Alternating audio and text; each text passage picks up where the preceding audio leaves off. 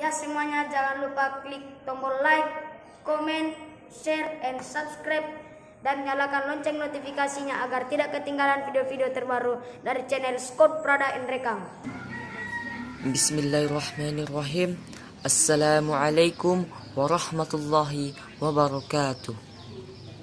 Innal hamdalillah nahmaduhu wa nasta'inuhu wa nastaghfiruh wa na'udzu billahi min shururi anfusina wa min sayyiati a'malina may yahdihillahu fala mudilla lahu wa may yudlil fala hadiya lahu.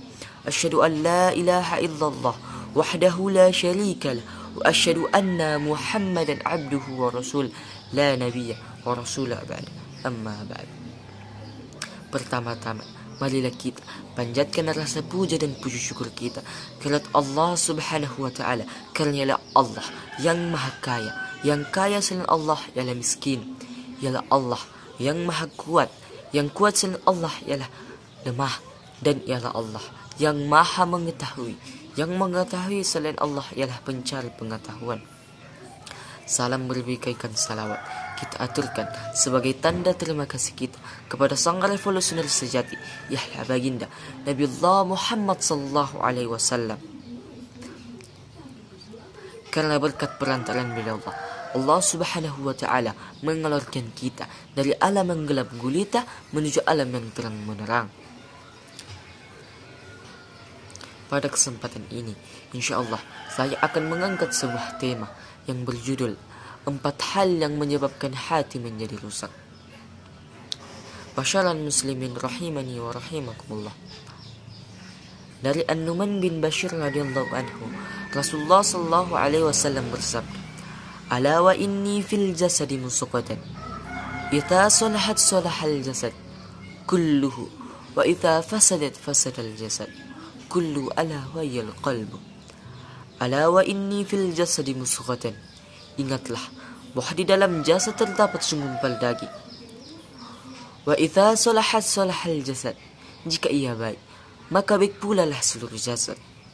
Kulluhu. Wa idza fasadat fasadal jasad.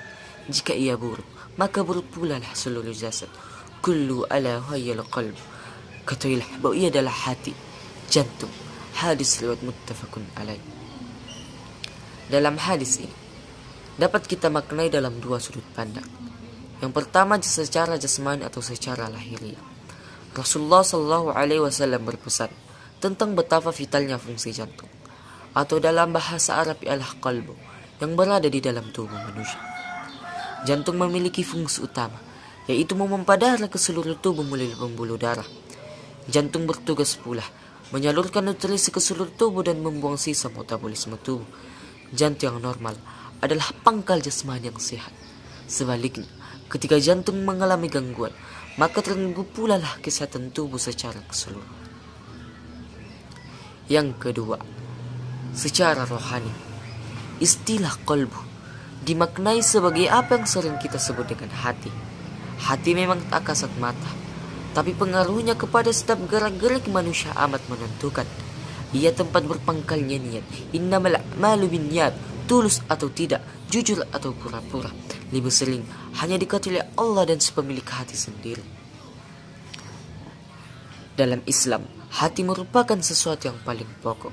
Ibarat jantung, rusaknya hati berarti rusaknya perilaku manusia secara keseluruhan.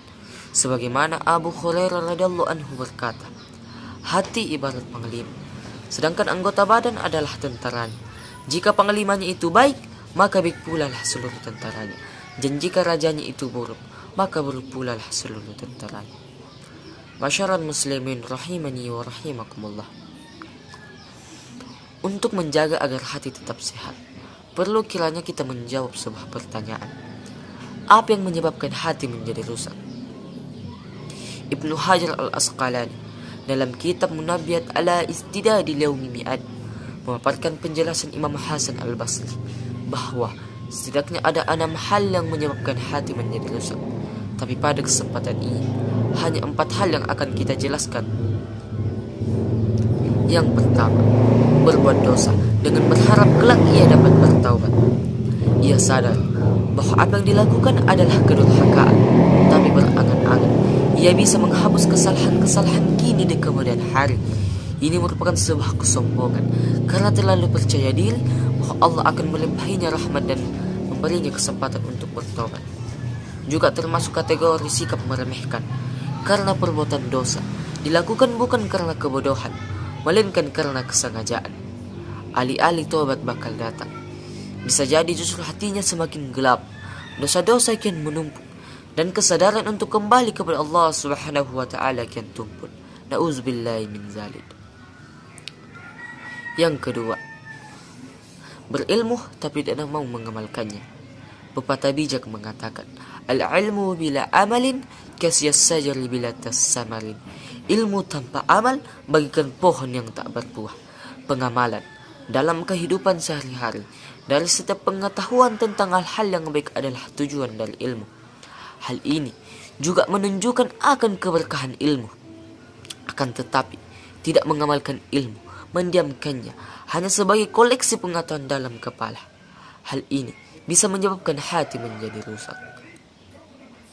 Masyarakat muslimin rahimani wa rahimakumullah. Penyakit hati yang ketiga adalah ketika seseorang beramal ia tidak ikhlas. Setelah ilmu diamalkan, urusan belum sepenuhnya beres. Sebab manusia masih dihinggapi hawa nafsu dari mana-mana. Ia mungkin saja berbuat baik banyak sekali, namun sia-sia belaka karena tidak ada ketulusan berbuat baik. Karena ikhlas adalah hal yang cukup berat, sebab meniscayakan kerelaan hati meskipun ada yang dikorbankan. Karena Allah Subhanahu wa taala tidak menerima amalan yang tidak ikhlas, sebagaimana Rasulullah sallallahu alaihi wasallam bersabda, "Innallaha la yaqbalu min amalin illa ma kana lahu khalisan wa bataghi bihi wajhahu." Sesungguhnya Allah tidak menerima amalan kecuali amalan yang ikhlas untuknya dan hanya untuk ridhonya. Masyarakat muslimin rahimani wa rahimakumullah. Penyakit hati yang keempat atau terakhir adalah tidak ridho dengan karunia Allah Subhanahu wa taala. Karunia dan syukur merupakan pasangan yang tak bisa dipisahkan.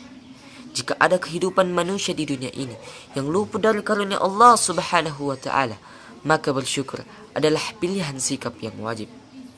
Orang yang tak mau bersyukur adalah orang yang tidak memahami hakikat rezeki. Jenis anugerah Allah mungkin ia batasi hanya kepada ukuran-ukuran bersifat material belaka. Misalnya jumlah uang, rumah, jenis makanan dan lain-lain. Padahal rezeki Allah telah diterima setiap saat, berupa nikmat bendawi maupun mendawi.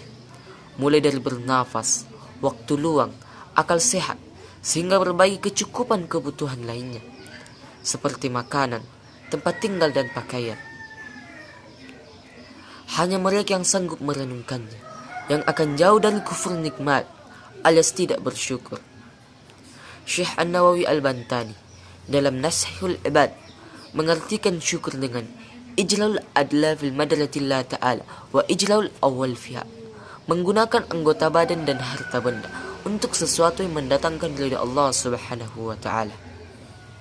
Artinya, selain ucapan alhamdulillah, kita dianggap bersyukur bila tingkah laku kita termasuk dalam penggunaan kekayaan kita, bukan untuk jalan maksud kepada Allah Subhanahu wa taala. Nauzubillahi min dzalik. Masyarakat muslimin rahimani wa rahimakumullah. Sekian yang apa saya sampaikan, kurang lebihnya mohon dimaafkan. Taqabbalallahu minna wa minkum, fastabiqul khairat. Assalamualaikum warahmatullahi wabarakatuh.